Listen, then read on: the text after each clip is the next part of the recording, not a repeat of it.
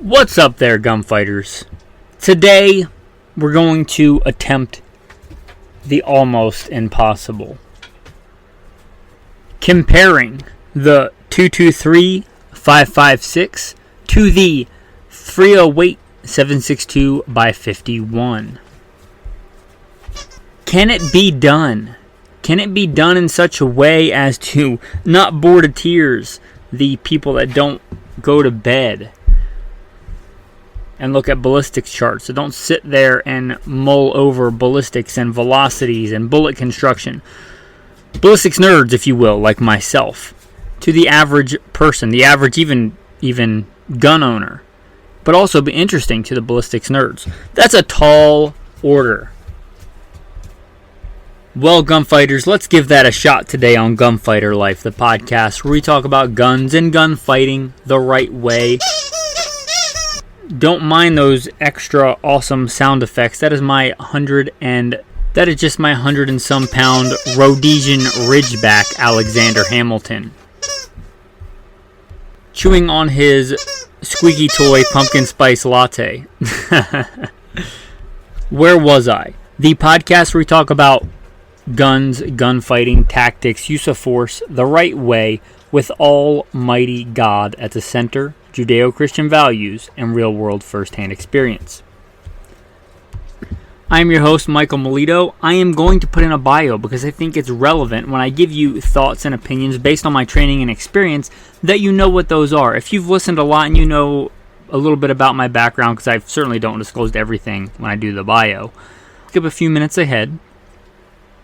But I think it's germane, right? That's one of the reasons I do the podcast, because it's not just some dude sitting there looking at ballistics tables. Somebody that's used these things in real life, that's been to war, that's been a law enforcement officer, that's been a private contractor.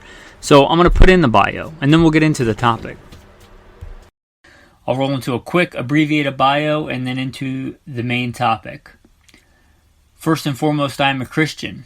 I don't apologize for that. God is number one in my life. I grew up hunting and fishing in the backwoods of the southeastern United States at a very early age. Some of my earliest memories are with firearms. I joined the Marine Corps at 17, did a couple of combat tours in Iraq. By God's grace, He got me through that safely. After that, I served as an instructor, an urban warfare instructor and a desert warfare instructor for the United States Marine Corps. I also served with the LAPD, both full-time as a sworn police officer and some more specialized assignments, as well as serving in the U.S. Army, full-time and part-time National Guard. I've been a FBI firearms instructor, still am an FBI firearms instructor, have been for a lot of years, also NRA certified and some other three-letter government agency certified. I've been a private contractor for a three-letter government agency I won't specify. I've been the commander of a tactical team in a large metropolitan area. By God's grace, He got me through all that in one piece, not because I'm better, but because He chose to have grace and mercy on me. I've been a professional hunter and guide. Professionally hunted things like buffalo and elk. Not many people today can say they've done that, but I'm blessed to be able to say that I have. I've hunted everything from white-tailed deer on the East Coast to mule deer on the West Coast to gray squirrel on the East Coast to prairie dog on the West Coast, and elk and bear and wolf, and slain all manner of beast. A state rifle and pistol champion a few times over in a few different disciplines. Enough about me, guys. Blessed be the Lord my rock, who trains my hands for war and fingers for battle. Let's get into today's topic. Where do I start on this journey comparing the 223 and the 556? Comparing apples and oranges. Well, I guess I'm going to start on the nerdy side to give you some numbers, because I think for a lot of people that they're like, oh yeah, I want a gun to protect my family. I want a gun to defend liberty. I want a gun for whatever. And you get these two diametrically opposed camps. You think a lot of people get emotionally invested in cartridges. And I'm going to try and not do that and be circumspect here today. And they're like, it's all about the 5.56. It's America's rifle. It's the modern battlefield death laser beam. And there's the guys in the other camp. It's got to be 308. There's no room for real men to have those miniature poodle shooting calibers like the 5.56, and you're kind of like, what is going on here? So let's give you some real numbers, and that'll give you an idea of just how apples and oranges these things are, just how drastically different these rounds are. If you look at the world of ballistics, right, if you look at comparing something that gets a lot of arguments like the 9mm versus a 40 Smith & Wesson, right? You look at the amount of energy difference between those two, then look at the amount of difference between a 2.23 and a 5.56. It really is apples and oranges. It's like, what's the best vehicle for me? And it's like it's not like comparing, a Dodge Ram to a Ford F-150. It's like comparing, what's the best vehicle for me? A Ford Focus or a Ford F-150? Right? That really depends. They're totally different things made for different purposes. So let's look at some numbers. Now, I'm going to start out with the 308, the 7.62x51 NATO, in that order because it was released first as a civilian cartridge. It was developed, developed for the government by Winchester and probably some other people, as it bears the Winchester name, but it was released first to sportsmen before the military jumped on it and officially adopted it. But in service 1954 to present. 1954 to present. And I'm going to cite, by my own knowledge and what I know about the cartridge, and also from Wikipedia, and if I go to any other sources, I'll try and note those too to give credit where credit is due. But obviously, well, maybe not obviously, during the First and Second World War, we used the 30-06, the storied, legendary 30-06. But, that cartridge was developed even earlier, like 1903. The first version was kind of formalized on. So it predates that. You're talking turn of the last century. We came quite a long way in ballistics and our understanding of warfare and many other things. And the military looked at this and they said, we kind of like the performance of this. Can we get the same performance and make it smaller? Now, take it easy, you 308 guys, and take it easy, you 30-06 fans, because I like the 30-06. The goal kind of was, as I understand it, can we get the same performance in the military loading, the military 30-06 loading, in something smaller and more compact and lighter? I think yes, they did. Now, for defense of the 30-06, with heavier bullets, if you use the same modern technology in the 30-06, it's still a more powerful cartridge than the 308. The 308 is not the same as a 30-06. The military loading they adopted was very similar in performance to the very old original military 30-06 loading, but you can load 30-06 a lot hotter and you can load a lot heavier bullets. But with that on the table, because that's outside the parameters of today's discussion, they said, how can we get the similar performance of the 06 and put it in a 30 caliber cartridge, because they like the 30 caliber, in a shorter, lighter package, and hence the 308 and 7.62x51 NATO is born. Now, obviously, NATO uses metric because, yeah, that's what they do. Let's put that on the table too. I don't even want to talk about that. Quick note, it's the opposite of 308 and 5.56. Quick PSA, public service announcement. Commercial 308 is loaded to higher standards than military 7.62x51 NATO. If you move over to the 223 for a minute, 223 is loaded to lesser pressures than 5.56. Kind of confusing, but make sure the rifle can handle the ammunition that you're putting it in. In most cases, for 308, you're good to go. There may be some old, like Ishapur or something, some old military surplus that was chambered in 7.62x51 that will not handle the higher pressures of 308.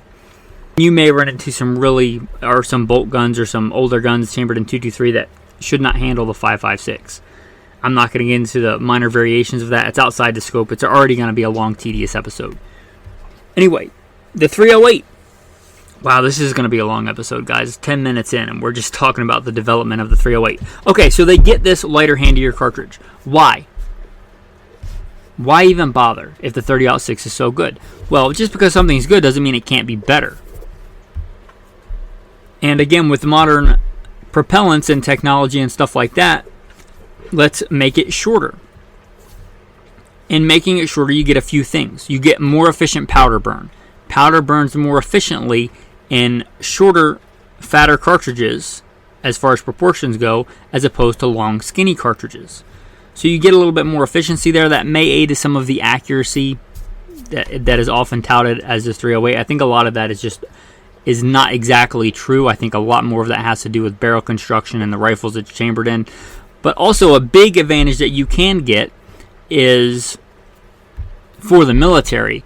If you're carrying lots of ammo, like you're doing a beach landing, I was a Marine, you do a beach landing and you're trying to carry hundreds of rounds for machine guns on a beach without drowning, without, getting shot, firepower versus mobility, I can carry more ammo both on the landing craft and an aircraft, whatever the case is, if it's lighter. Now, the difference for a practical individual rifleman, if you're carrying an individual loadout between 308 and 30-06, is kind of negligible. You probably wouldn't even notice it if you're carrying 100 rounds of each. But you certainly notice it if you're an aircraft or a landing craft or something carrying thousands and thousands of rounds.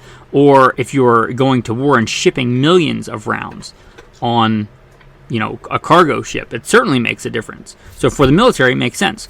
Also, what you might notice as an individual rifleman, the entire rifle is shorter because the action, the part that has to reciprocate, or the bolt that has to move to chamber said round, if the round is shorter, that entire section of the rifle, likewise, can be shorter. That makes a difference to an individual rifleman. Very much can. I think in a bolt action, the speed difference between short action and long action is often overplayed, but it is a real thing. And the overall handiness of the short action versus the either long action or standard action, depending on your nomenclature and your vernacular, that does make a difference. So, bam. It's 1954-ish, and we've got this new cartridge, the 308. Let us look at some numbers. And this is per Wikipedia. You might get some slightly varying things in ballistics, but 147 grain bullet at 2,800 feet a second. 147 at 2,800. There's nothing outstanding about that load. It's a pretty vanilla load. 147 at 2,800 for 2,559 foot-pounds of energy.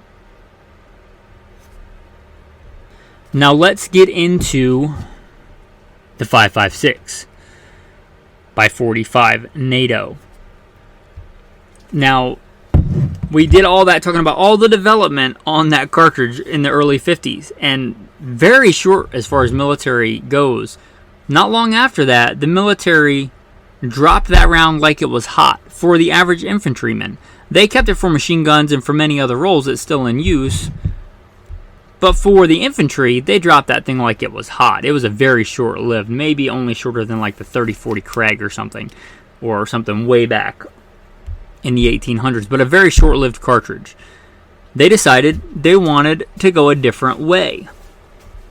They wanted a high-velocity, light round. We talked about the weight savings and stuff. You get a little bit of weight savings when you go from 30-06 to 308. You get a giant weight advantage when you talk about 5.56 or 2.23. It's a giant weight advantage. And this is not just a modification of or a development change in 30-06 or the 30 caliber cartridge. This is a fundamentally different philosophy in infantry war fighting. We want more cartridges, we want lightweight, we want high velocity. That's what we want. They didn't adopt it because of the AR-15 later become the M16. They wanted this. I think that's an important distinction. The Eugene Stoner, as I understand it, his first rifle was an AR-10. It was chambered in the current military cartridge, which was 308, which was 7.62 by 51. He developed that rifle, as I understand, as a hunting rifle for him and his wife. The military looked at the rifle, they liked it, but they wanted a different cartridge. So they scaled it down. They scaled it down from a civilian hunting version to a military version.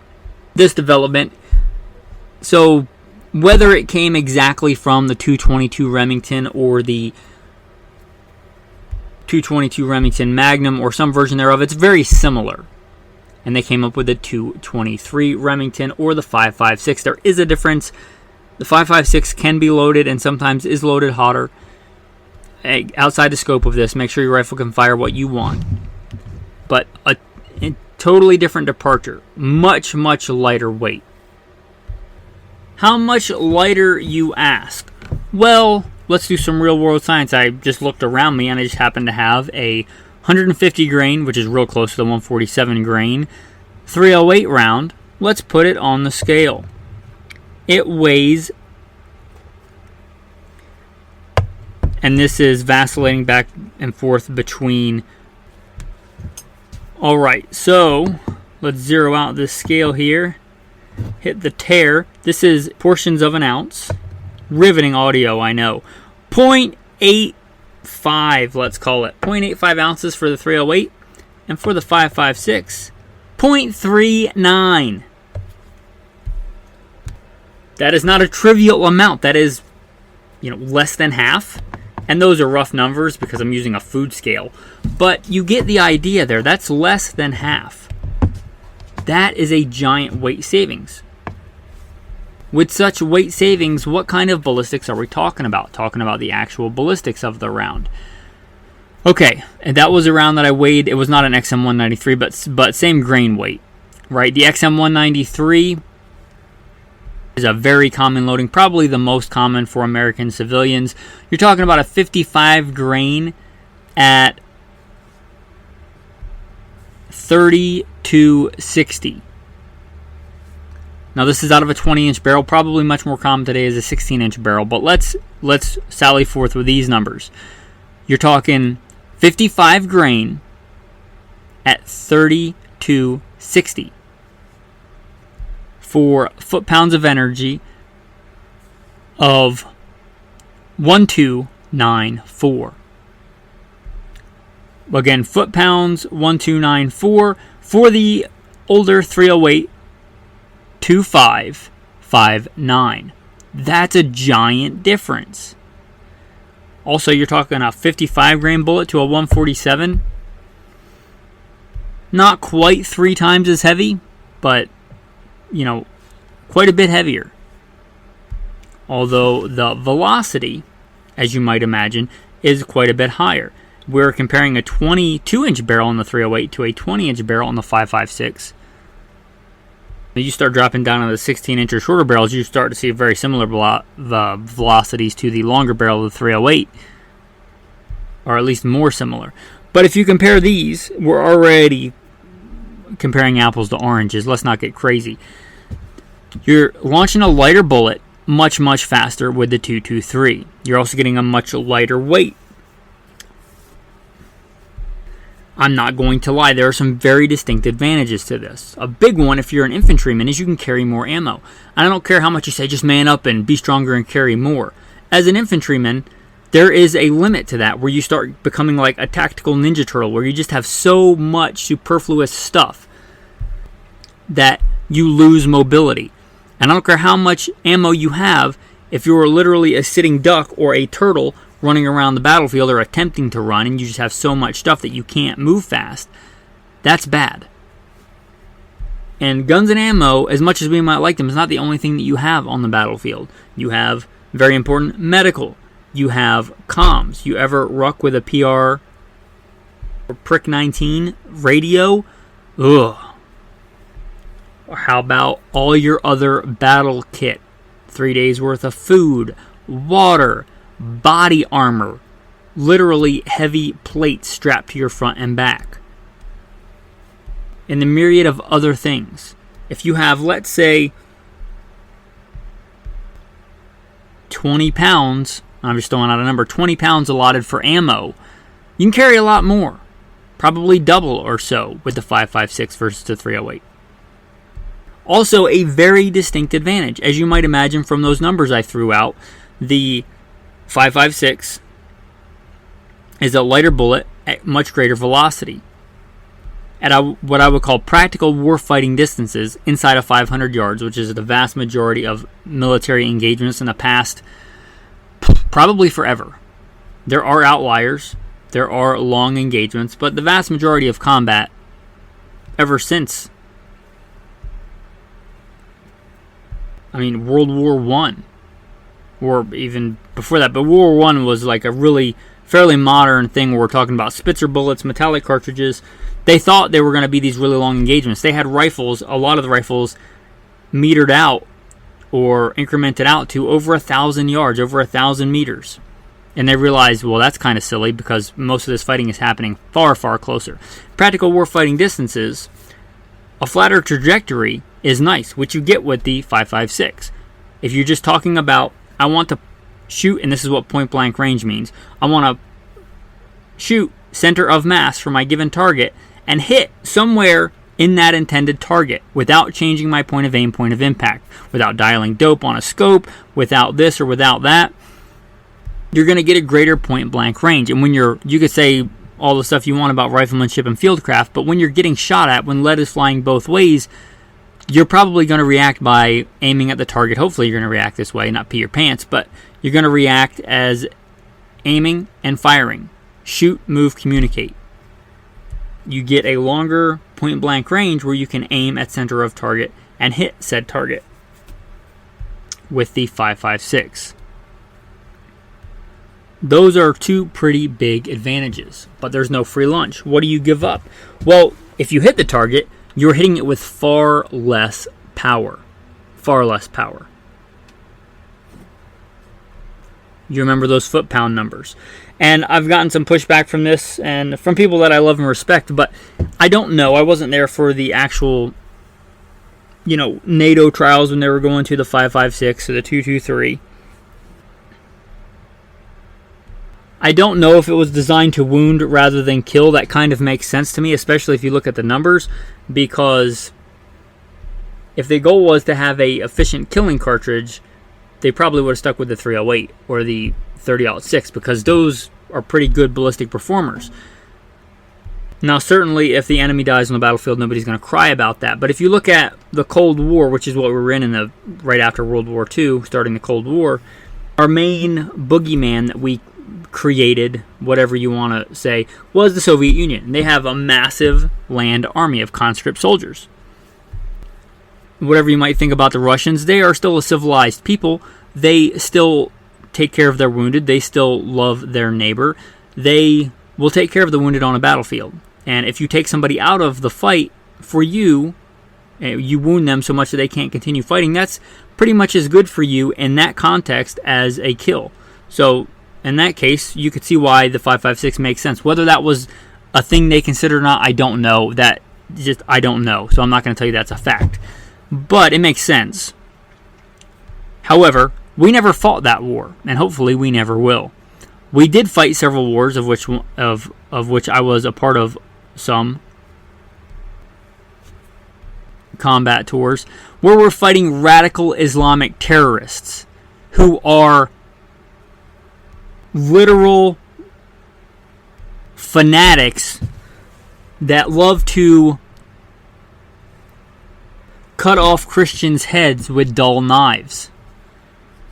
And they have no problem dying at all costs because they think they're going to get some virgins in heaven. Which is not true, and that religion is false, and I have no problem calling that out. You didn't come here for political correctness. But that's a different enemy, getting back to the scope of today. If they're trying to kill you even if they're wounded, they're not giving up, they're not seeking medical attention, they're just trying to kill you. That's it, at all costs. Yeah, then, maybe the 5.56 223 is not the best option for that. Now, continuing on with the 5.56, NATO was never really happy with the 55 grain loading. They did their own trials, and they settled on a 62 grain One of the Scandinavian countries, forgive me if I don't remember, but one of the Scandinavian countries came up with 62 grain load, as you might know as the M855. It's a heavier load. 62 grain is not a heavy projectile, but it's quite a bit heavier as far as percentiles go from a 55 grain bullet, right? So let's look at that one. Let's look at, well, since I'm on Wikipedia, they list the M855A1. They list a 62 grain at 3150. 62 grain at 3150 for 1371 foot-pounds. So pretty soon after this, you start seeing maybe this super high velocity, super lightweight philosophy is not as good as we initially thought. Let's look at a little bit heavier. And then you see even now with the Mark 262 going to a 77 grain projectile in some cases. So something tells me if we'd have been happy with the performance of the 5.56 223 since the 50s, it probably wouldn't have gone through as many changes. And there are heavier loadings in the 308. As far as there's all kinds for the civilian side, but for the military side, let's look at the 175 grain Mark 118. That's 175 at 2600 for 27 foot-pounds of energy. Again, either way, you're still comparing apples to oranges. Per the Torah, the Word of God, the same Word made flesh in John, the Gospel of John, the beginning of the Gospel of John. In the Torah, you shall not have in your bag differing weights, a heavy and a light. You shall not have in your house differing measures, a large and a small. You shall have a perfect and a just weight, and a perfect and a just measure. I try not to play favorites, right? I try not to get emotionally invested.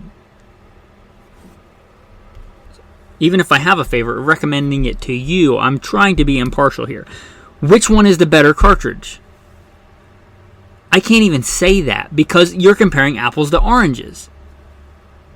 Again, that's like saying, what's the better vehicle?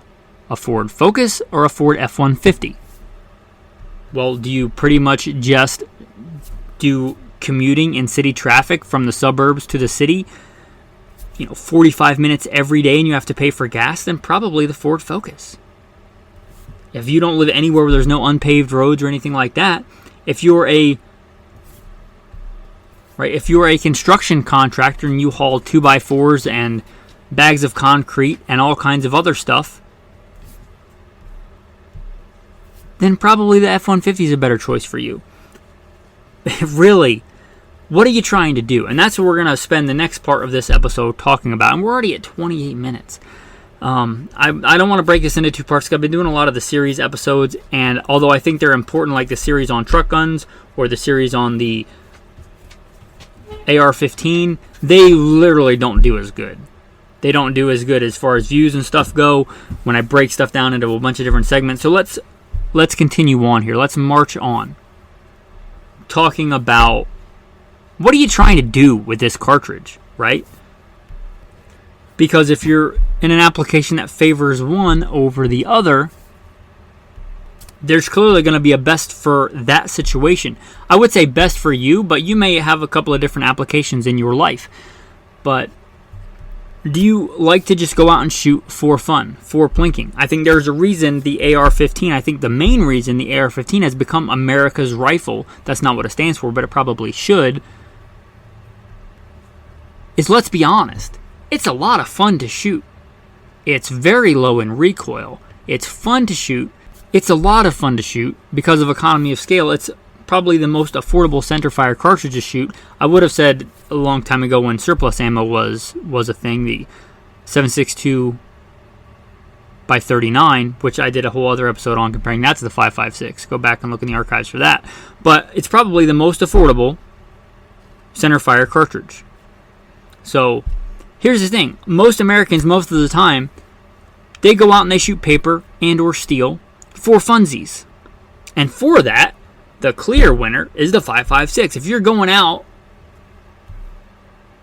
to just have fun and just shoot a rifle that's more powerful than a .22 long rifle, and you're just putting holes in paper, And that's great. I love that. Big competition shooter here. The 5.56, that's what you want. Or maybe not what you want, but that's what makes the most sense for that application.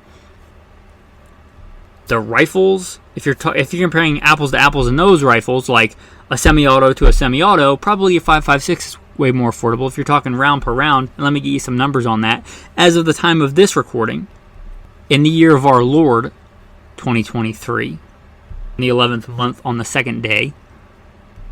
Now, if you don't know about AmmoSeek, it's a search engine, much like looking for airline tickets. It's a great thing to use. It's a great tool to utilize. It will search the internet, and it's usually pretty good at finding actual in-stock ammo for the best prices. Wow, that's jumped up dramatically recently. Ammo shortage much? Anyway, the first listing for, and this is price per round for the 5.56 at the time of this recording, is 52 cents. And there are several in the 52-cent range. Let's go to the 7.62. If we look at the 308, 67 cents a round. If you're talking about high volume shooting and or training, because shooting is not per se training, and vice versa, there's a clear advantage there as far as price goes. So if your goal is to check the box of you want a decent centerfire rifle that is affordable to shoot, fun to shoot, without a lot of recoil, low barrier to entry, and you just want to check that box, the 5.56, the AR-15, that's your clear winner. And you could go with something else like a Mini 14 or something. This is not that episode. But advantage, 5.56. Also, if you want to, I guess if you wanted to store massive stockpile of ammo for a given budget, let's take the weight out of it, because if most people don't live like me as a nomad, most people have a domicile, a like stationary domicile, a place where they reside semi-permanently. We're all strangers and pilgrims on the earth, but you get what I mean. You're probably storing it in a garage, so weight doesn't really matter to you. But money probably does. So if you have, let's say, $100 every month allotted for ammo, you can buy more 5.56 with said $100 than you can with 308. So there you go. All right, so let's look at another case. You want a more powerful round. We talked about the 5.56 having a more or a greater point blank range. But if you're talking about energy at any distance, especially energy at long distance, advantage 308. If energy is something that is important to you, if you're not just punching holes in paper, if you're shooting actual things that you want to stop. And I say stop, not just kill, because that's relative, right? Where are you getting shot? Are you getting shot at the front steps of a hospital in the torso with either one of these rounds? Because probably you're a lot more likely to die with the 308. If you're getting shot somewhere in the middle of the Amazon jungle with no medical attention for 2 weeks, you're probably going to die from either one because of infection. But we're talking about stopping in relevance to a self-defense situation. Round per round, the 308 is the clear winner there. I hate to even throw out numbers, but let's say for argument's sake that you may have to shoot somebody center of mass several times with a 223, where even rounds in the same place you may only have to shoot them once with a 308. Do you need to stop somebody right now? And here's where that really plays into a lot of civilians. Hunting. If you're a deer hunter, an elk hunter, and I am, and although 308 is not my favorite cartridge for this, it's a good cartridge for this. I will concede that it's probably the most popular cartridge for this. So if you want a great crossover, because, yeah, you could kill a deer with a 223, and many people do, but let's say you shoot that deer, and it's an okay hit, not a great hit, because with a great hit it'd probably die either way, but it's an okay hit. Somewhere in the chest cavity, a lung shot. Did I mention in the bio as a professional big game hunter and guide, I've seen a lot of animals shot. Let's say you get an acceptable hit, but you're not a great tracker. And that you shoot this animal to eat it, right? And that animal runs off in such a way that you can't find it before the meat spoils. That stinks. Your clear advantage in this situation for hunting, and when I say hunting in America, the vast majority think of deer hunting, whether you're talking about the vast majority of people living east of the Mississippi, white-tailed deer, or where I am in Idaho, both whitetail and mule deer or blacktail or whatever you're talking about. Deer. If you're talking about hunting deer and up, elk, black bear, if you're talking about stopping power on those kind, where stopping power means I can shoot it and I can recover it to eat it more reliably, the clear advantage is the 308. Also talking about stopping power on vehicles, because vehicle rammings are a thing. Most of us live in urban, suburban areas. Stopping a vehicle, disabling a vehicle, both in a military context, a law enforcement context, a civilian context. If you're talking about that kind of stuff, the 308 is the clear winner. Also, let's talk about the context of artificial criteria, meaning like not the laws of physics, like man-made, malum prohibitum criteria. Like you live in a place where your right to keep and bear arms shall not be infringed has in fact been infringed, right? So if you live in one of those areas where you can only have X amount of rounds, and let's say X is 10 because that's probably the most common number. If you can only have 10 rounds in your gun, you might want to say, I have less rounds, therefore each one of those rounds I want to be more effective. Now it's not just that. There's more that goes into that equation.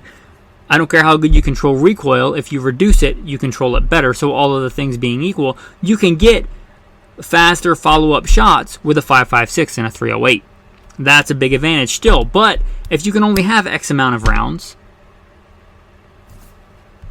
probably clearly going to steer you towards, well, I don't know, maybe you're still just punching paper, or maybe you're shooting prairie dogs. But if that's the case in a lot of contexts, you're going to go with a 308. It makes the most sense because of those malum prohibitum rules. Let's take it to the extreme. Let's say I have a single shot. Let's say for whatever reason in some crazy Orwellian future, the government limits me to single shot rifles. What a horrible future that would be. I get a single shot rifle to go out and go hunting with. Do I want a single shot 308 or do I want a single shot 223, right? Again, unless I'm hunting prairie dogs, if I'm hunting deer or deer-sized things, or for defense, if that's all I can have for defense, right? If it's a single shot, because follow-up shots are irrelevant to me, clear advantage, the 308. So look at it circumspectly. What are your main criteria? Is lightweight? Is affordable? Is point-blank range? Is fast follow-up shots important to you? Maybe make a spreadsheet, right? My wife loves spreadsheets. She got her master's degree. She makes a ton of money. And a lot of what she does is making spreadsheets. She can make all kinds of crazy spreadsheets, right? Maybe make on Excel a spreadsheet, and it's pretty easy to go from columns to a pie chart. Look at it circumspectly for you, not emotionally. Not maybe make a chart, make a pie chart, or just think about it circumspectly. What is most important to me? Are those things, the lightweight, the affordability of ammo, the faster follow-up shots? Is that more important to me, or is the more power, round per round effectiveness more important to me, right? For instance, if you want a decent crossover, like I want to be able to hunt deer, let's say I'm not the gun guy that has all kinds, and I don't have a lot of different calibers compared to a lot of people, I think, but let's say I'm going to standardize. I want a handgun caliber. I want a rimfire, 22 long rifle is the obvious choice. I want a handgun caliber, proper centerfire handgun, 9mm, easy choice there for most people. Not everybody, but most people. And I want to standardize a rifle cartridge. Are you going to hunt and defend? Are those both part of your genre, right? Do you live in a place? Do you even hunt? Because I've often thought about this as far as survival goes, and I guess I realize that I'm not like most people in a lot of ways. Right? But especially in this way. I grew up hunting. I grew up putting meat on the table. It's something that I like to do. But a lot of people grow up in people hives, in suburbs. They've never killed an animal in their whole life. In fact, when I was a cop, I often got to dispatch animals in the city, especially deer, which I really enjoyed. A lot of cops didn't even want to do it because they just didn't know how. They didn't want to touch it. They didn't want to kill an animal. A lot of people are in that camp. But if hunting is something that you're interested in, or that you do, if you want a cartridge that's good at both, because you can kill a deer with a 223, you can kill a deer with a lot of things. But if you want the clear winner, there is the 308. if you care about power, not just in deer hunting, but in like barrier penetration, vehicles, walls. If you want more energy at range, like you live in a wide expanse. You live in Wyoming. I'm in northern Idaho right now, but Wyoming, Idaho, Montana, places like that where you may shoot things at longer range. The 223 is a marginal deer caliber at best with really good ammo selection and really conservative ranges. You start getting outside any of those parameters, 308's the clear winner there. It's the clear winner there. Do you just want a carbine to keep in your truck and go out and shoot at the range? You mostly have it as a break contact thing. There's some sticky situations, some riding, some civil unrest, some whatever. You want this as a tool to escape and evade. And you mostly want to go out and shoot paper. You don't have a lot of budget for ammo. In that case, right, for you, I would say the very common 5.56 and AR-15 is a decent choice. So, what's best is a ridiculous question for this. There is no best. It's comparing apples to oranges. It's like saying what's better, an aircraft carrier or a nuclear-powered submarine. They're both vessels. They both go forth in the ocean, but they're completely different roles, right? There is no best. You can't compare them. They're so different. Best for what? What are you doing? What's best for you here, the 5.56 or the 308? Let's talk about a big one, as I am a prepper, a survivalist, and I don't apologize for that. If you said you can only have one long gun for the peanut butter and chocolate hitting the fan scenario, and there's no caveats, there's not like it's this specific scenario, not like whatever doomsday preppers where they're like, I'm preparing for, what do they prepare for? Peak oil in 2025. Right? No. Like, you don't know, but stuff is about to radically be different in the world that we live in today. You have to pick one long gun. Well, for me, it's not even going to be a rifle. I've said this before, I'm going to pick a shotgun. It's the most versatile tool. But let's say that you're pressing me and you say you have to pick a rifle. For me, I'm going to pick a 308. I'm going to pick the Scar 17. Again, with no other caveats. There are plenty of times where I pick the 5.56. But I have a Scar 17. I'm very blessed to have that gun. I would forego the lightweight of the ammo. And I'm not a big dude. Right? I'm not, 7 foot tall and 350 pounds of pure muscle. But I'm a fit dude. I can carry weight.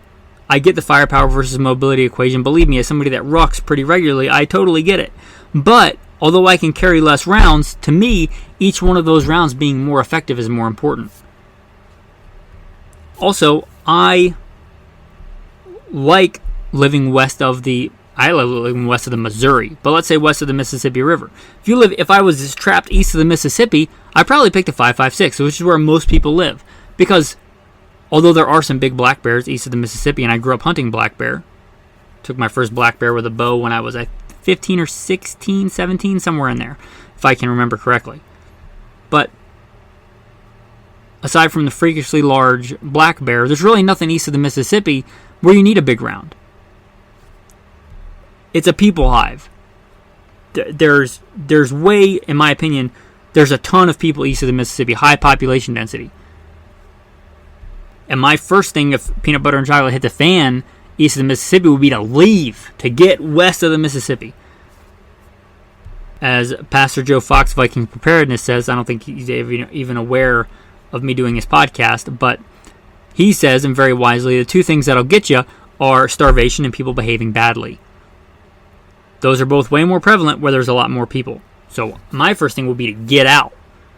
If I've got to travel 1,000 miles on foot, then the equation starts to change to something a little bit lighter. Or if it's an urban people hive where, east of the Mississippi, how often do you get a shot past 100 yards or 50 yards? Go out in your natural environment, aside from standing in the middle of the street or a highway, and try and see past 300 yards in the southeast, unless you're on like a bean field. And then in what scenario are you going to be walking across a field? If you have any kind of fieldcraft at all, you're not going to do that. So in most urban environments, you're talking close-up shooting. You might be talking about many, many people. If I'm talking about the follow-up shooting, either multiple hits on one target or target transitions, getting one hit on each target, and then changing their behavior and breaking contact, advantage 5.56. So again, what do you do? Where do you live? What are you trying to do? Case in point here from real world firsthand experience. Probably why you come here, hopefully, because there's a lot of entertaining gun content out there. I was the commander of a tactical team to stop active shooters. Massive violence, that was our bread and butter. In a large metropolitan area. I was blessed to be the commander of the tactical team to stop active shooters. I was blessed to be the commander of that.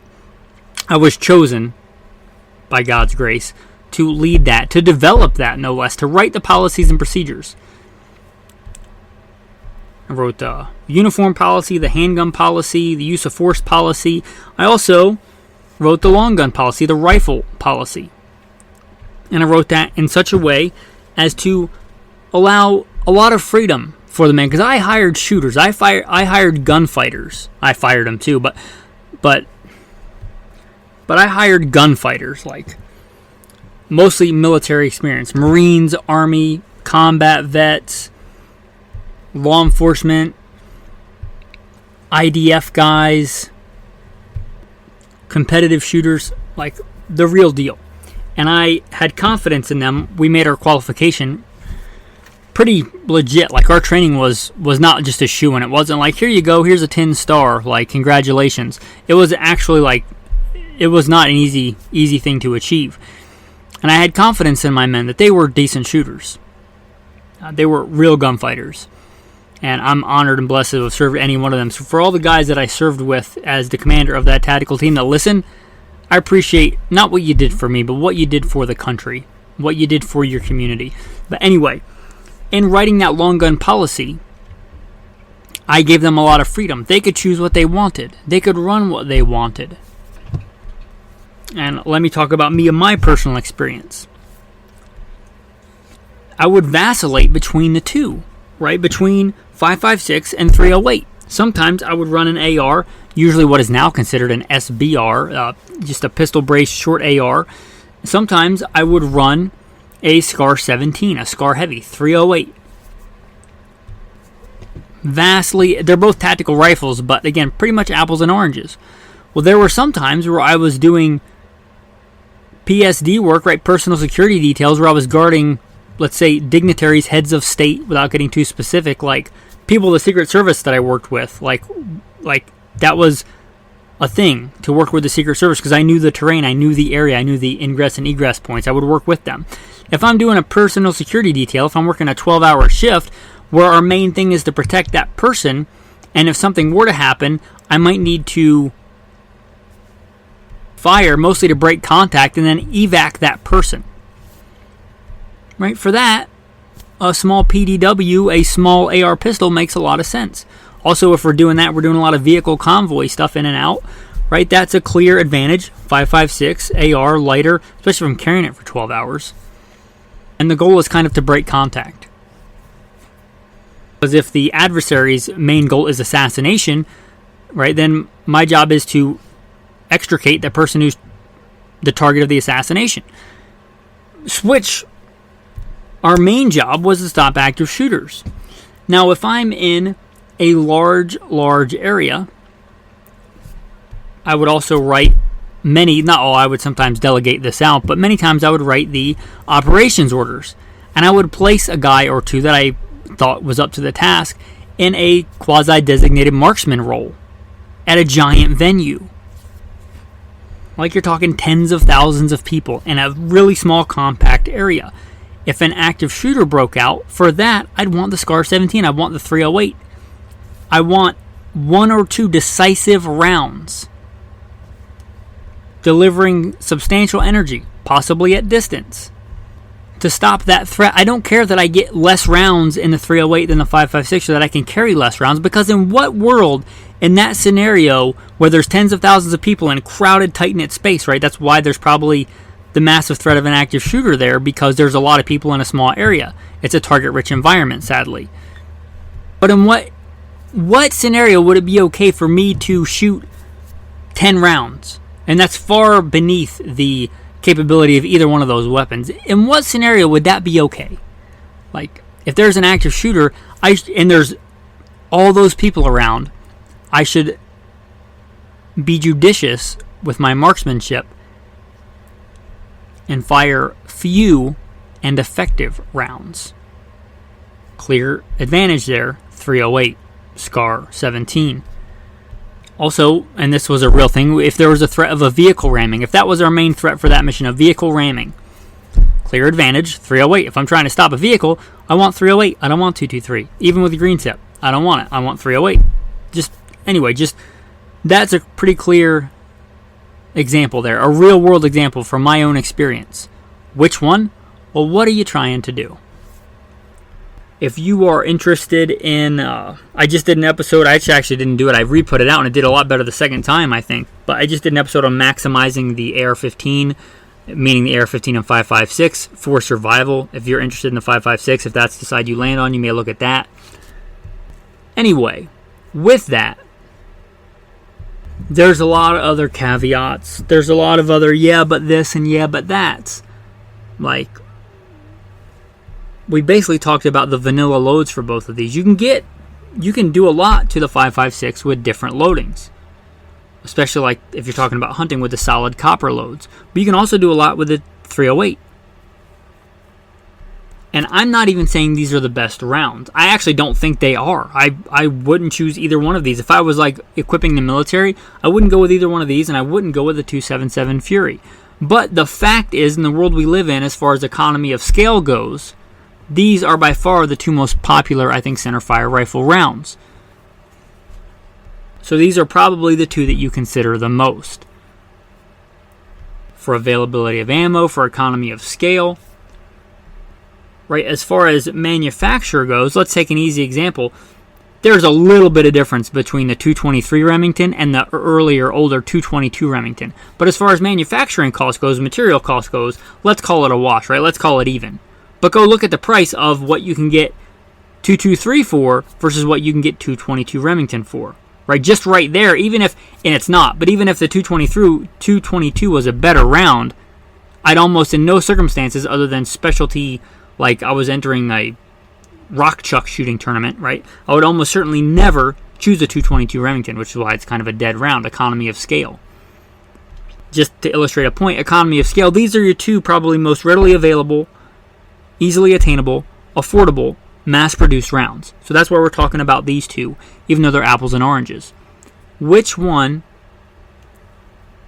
is best to you? Now, when these come out, if you listen on Spotify, there should be a thing on there, ask me your questions. It's usually I'm asking you a question and you answer, but I flipped that a while ago, and my thing was, ask me a question. You can ask me a question about this or anything else, but which side do you land on? Are you a 5.56 guy or a 308 guy? I would love to hear. Or if you say, you're an idiot, you didn't mention this, and this, that's fine. Right? I was a Marine. I got pretty thick skin. As long as it's right respectful and not obscene, because if you're using obscenity, it's probably because you can't articulate a point. Especially in writing, I get it if you like hit your hand with a hammer or something, right? I've been there. But you should be able to articulate without using foul language. But if you do that respectfully, but if you submit a respectful comment, perhaps I'll read it on a podcast. If you want to contact me, again, if you listen on Spotify, you can interact that way. It's a cool thing Spotify does. If you, and I'm not even, that's not even my web host, I just put out my episodes there as well as Apple. But anyway, if you want to contact me other than that, you can contact me at goodshepherdtraining.com. goodshepherdtraining.com. I would love to hear from you. If you want to consider supporting the podcast, the patrons, especially the insider group, the insider chat, we chat all the time, on the daily, except for Sabbath, in which I rest.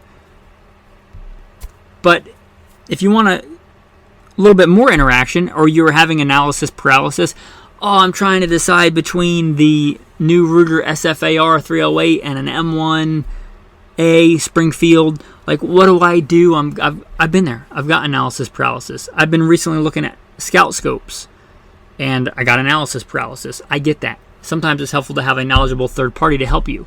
That alone is just one of the small benefits you can get with Patreon. Anyway, thank you for listening. I am humbled and blessed that you listen, that you come here for advice. If you want to step up, if you want to man up and actually be an active member of the tribe, you want to actively support something, you don't just want to get it for free, you want to actually help and support, there should be a Patreon link in the show notes, or a Venmo link if you just want to throw a couple of bucks, or again, goodshepherdtraining.com. With that, your tactical tip of the day.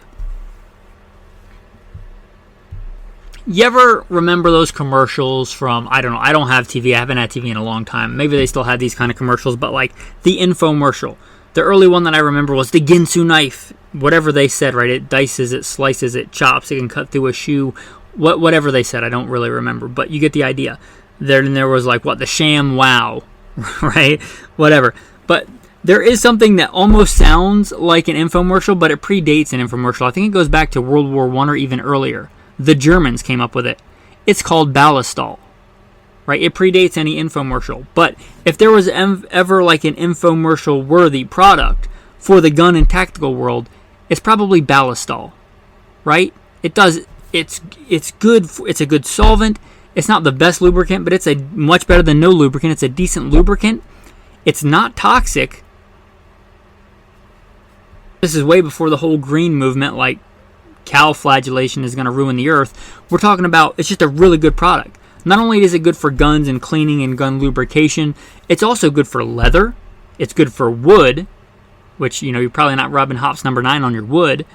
It's good for all of that. It's good for your leather shoes, your leather boots. It also cleans wounds. Yes, it cleans and disinfects wounds. I don't know what the best all-around survival round for you is, but I'm going to tell you probably the best all-around product like this for your bug-out bag, for your bugging in plan to have stockpiled for treating all kinds of stuff if you want the stuff that you have to last, is probably Ballistol, right? Now, it's not what I use mostly for lubrication, but if that's all that I had, I would be happy that I had it. And it does a lot, right? It cleans wounds. You see where I'm talking about? It kind of sounds like an infomercial. And it's got a long track record, right? Well over 100 years. So, Ballistol. If you don't know about it, no affiliation. We're not sponsored by Ballistol, right? But, I say we. But, not sponsored by Ballistol. It's just a really good product. So, if you're looking for a good product to have on hand for a myriad of things, I just remember that I had some this morning, and I was doing some work on my daily wearing boots, African Ranger boots, and grabbed the Ballistol. Had me thinking about it. Also uses it to clean up and treat a knife this morning. Again, Ballistol. Anyway, that's your tactical tip of the day. Hopefully what you care about more, and more than the entire episode, more than 556 versus 223. Because whatever, right? If I'm private contracting, you give me one and let me loose on Hamas. Whatever, I don't care. The training and the warrior mentality and the skill is far more important than the cartridge. Remember that. But hopefully what you care about more than this entire podcast and talking about ballistics is the tactical verse of the day. And whatever you do in word or deed, do all in the name of the Lord Jesus, giving thanks to God, the Father, through him. Whatever you're doing in life, right? Whether you're working in a cubicle 9 to 5, whether you're selling cars or pouring concrete, or the vast array, you're an IT guy, right? The vast array of things that we do, that you could do. Whatever you do, sometimes it's easy to get jaded and think, I don't really feel like doing this today.